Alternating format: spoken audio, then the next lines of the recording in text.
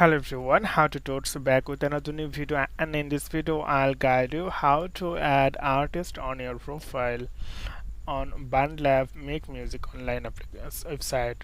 So you can see this is the interface of BandLab. So what you need to do, you need to click here on a profile and click the settings option, and then scroll down. Then here you'll see music interest inspired by. So if you inspired by someone, some artist, then you can add.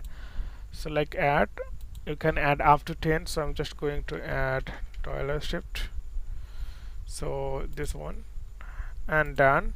So here you can see, like instead you can add up to 10, so you can add more.